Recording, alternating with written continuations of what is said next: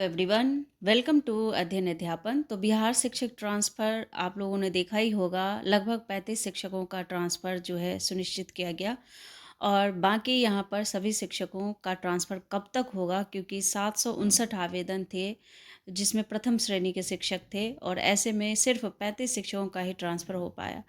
तो यहाँ पर हम जानेंगे कि क्या बाकी शिक्षकों का ट्रांसफ़र नहीं होगा। मैंने आपको पहले ही बताया था कि 1,90,000 आवेदन है, तो ज़रूरी नहीं कि सभी का यहाँ पर ट्रांसफ़र स्वीकार कर लिया जाए। सभी कारणों पर प्रकाश डालेंगे और इसके बाद जानेंगे कि जिन शिक्षकों का ट्रांसफ़र यहाँ पर मंजूर कर लिया गया है, उनको स्कूल कितने दिन में अलॉट हो जाएगा, कितने दिन में वो नए स्कूल में पढ़ाना शुरू कर देंगे, तो बहुत ही महत्वपूर्ण है।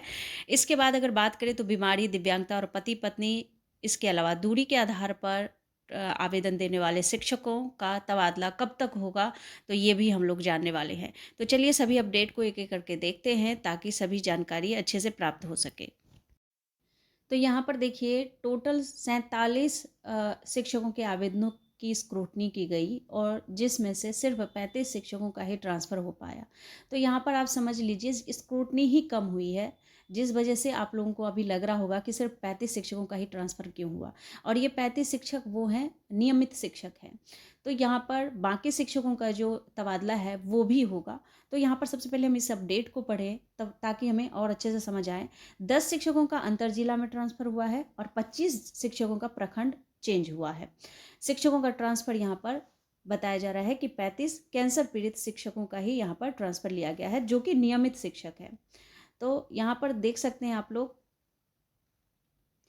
शिक्षकों के ट्रांसफर का निर्णय स्थापना समिति की बैठक के बाद लिया गया है। बैठक में 47 शिक्षकों के आवेदनों की स्क्रूटनी की गई है। इसमें से 35 शिक्षकों के आवेदन को सही पाया गया है, जबकि 9 शिक्षकों का जो ट्रांसफर है वो दूसरे कैटेगरी में होने के कारण उनका जो ट्रांसफर है वो दूसरी लिस्ट में जारी किया जाएगा। तो इसीलिए यहाँ पर 35 शिक्षक ही लग रहे हैं, आपको कम लग रहे हैं, क्योंकि रीज़न है यहाँ पर 47 शिक्षकों की स्क्रूटनी ही हो पाई है। इसमें से कह रहे हैं कि 3 शिक्षकों का जो आवेदन लिया गया था उस पर उनका डॉक्यूमेंट कंप्लीट नहीं था, जिस वजह से उनका जो ट्रांसफ़र है वो रिजेक्ट कर दिया गया है। तो ये कारण पाया गया है।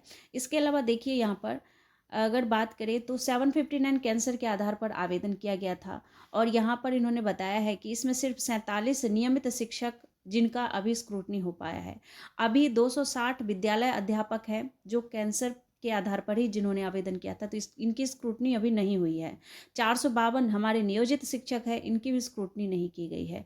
तो ट्रांसफ़र के बाद यहाँ पर जिन शिक्षकों का यहाँ पर तबादला हो गया है, तो वहाँ पर ये बताया जा रहा है कि ट्रांसफ़र के बाद अंतर जिला शिक्षकों को ट्रांसफ़र आदेश जिला शिक्षा पदाधिकारी द्वारा किया जाएगा और इसके बाद 7 दिनों के अंदर ही शिक्षक अपने निर्धारित स्कूल में काम शुरू कर देंगे। तो जहाँ तबादला किया गया है, जो स्कूल उनको अलॉट किया गया है, उस स्कूल में 7 दिन के अंदर अंदर इनको वहाँ पर जो है तबादला उनका हो जाएगा।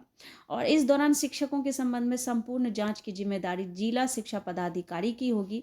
जिन जिन जगहों पर शिक्षकों की पोस्टिंग होगी, वहाँ के डीईओ ई शिक्षा कोष पोर्टल पर ट्रांसफ़र और पोस्टिंग का आदेश अपलोड करेंगे। तो जहाँ जहाँ पर आपका ये पोस्टिंग किया गया है यानी ट्रांसफ़र हुआ है, उस जिले के जो डीईओ हैं वो ई शिक्षा पोर्टल पर ट्रांसफ़र और पोस्टिंग का आदेश अपलोड करेंगे। ठीक है, तो ये कुल मिलाकर बात हो गई। और इसके बाद हम देख लेते हैं कि बाकी शिक्षकों का जो यहाँ पर अगर बात करें पोस्टिंग की, ट्रांसफ़र की, तो उनका कब होगा।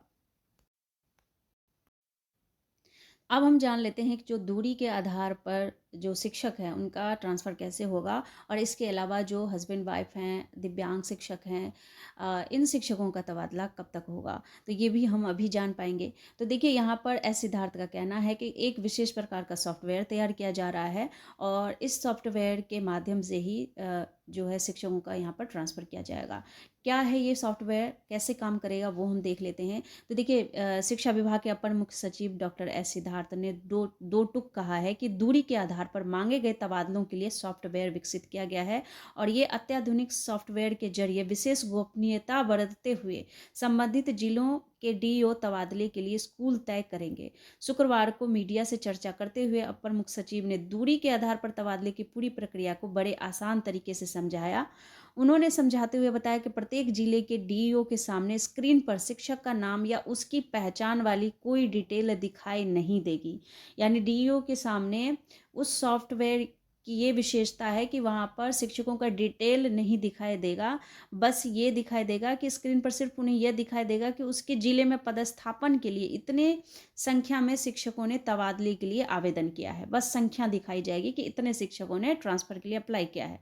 इसके बाद डीईओ बताए गए 10 ऑप्शन देखेंगे, जो 10 ऑप्शन शिक्षकों ने भरे थे अपने तबादले के लिए, उसमें वो फिर वैकेंसी के अनुसार स्कूल लगाएँगे और जैसे ही वो स्कूल लगाएँगे वैसे ही ऑटोमेटिक जो है वह शिक्षक की बताई चॉइस पर लिंक हो जाएगा। और उन्होंने 2 टूक में ये भी कहा कि इस प्रक्रिया में डीईओ को पता नहीं चलेगा कि वह किस शिक्षक का आवेदन पत्र है, यानी शिक्षक का ना नाम पता होगा, ना एड्रेस पता होगा, कुछ पता नहीं होगा। तो इस प्रकार से वो सॉफ्टवेयर काम करेगा। और इसके बाद देखिए, बीमारी, दिव्यांगता और पति पत्नी वाले तबादले पर मेरी नज़र, ये एस सिद्धार्थ का कहना है कि इस कैटेगरी के शिक्षक पर वो खुद ही यहाँ पर ध्यान दे रहे हैं, खुद ही यहाँ पर पूरी तरह से लगे हुए हैं कि इनमें जितने भी शिक्षक हैं, जिन्होंने भी जो रीजन बताया है, उस रीजन के आधार पर इनका ट्रांसफ़र हो जाए।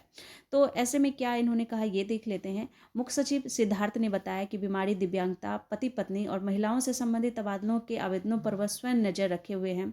सक्षमता परीक्षा पास शिक्षकों के तबादले के दौरान देखा जाएगा कि उन्होंने नई पदस्थापन वाली जगह पर योगदान दिया है या नहीं दिया है। ये भी चेक करेंगे कि अभी योगदान दिया है आपने कि नहीं दिया है, ठीक है। और इसके बाद कैंसर के आधार पर तबादला मांगने वाले नियमित शिक्षकों के तबादले आज किए गए हैं। इसी क्रम में अगले दौर में बीपीएससी पास विद्यालय अध्यापकों का होगा। तो नेक्स्ट जो अब लिस्ट निकलने वाली है वो बीपीएससी शिक्षकों की निकलने वाली है। उसके बाद यहाँ पर सक्षमता उत्तीर्ण शिक्षकों की लिस्ट जारी की जाएगी और अंत में जो नियोजित शिक्षक हैं उनके तबादले की लिस्ट जारी की जाएगी। तो इस तरह से जो है तबादलों की जो बात कही गई है कि किस प्रकार से सभी शिक्षकों का यहाँ पर ट्रांसफ़र किया जाएगा, वो यहाँ पर डिटेल में आप लोगों ने समझ लिया होगा। तो यहाँ पर एक बात तो क्लियर हो गई, जो अब जो लिस्ट जारी किया जाएगा वो बीपीएससी से बहाल शिक्षकों ने जो आवेदन किया है उनका जारी किया जाएगा। फिर उसके बाद आपके सक्षमता पास शिक्षक और उसके बाद नियोजित शिक्षकों का जो है ट्रांसफ़र लिस्ट जारी किया जाएगा। तो कुल मिलाकर अभी तक का यही अपडेट है। आगे कुछ भी अपडेट आता है तो बिल्कुल आप लोगों को बताया जाएगा। तो मिलती हूँ अगले अपडेट में, तब तक आप लोग अपना ख्याल रखिए। Thank you and thanks for watching.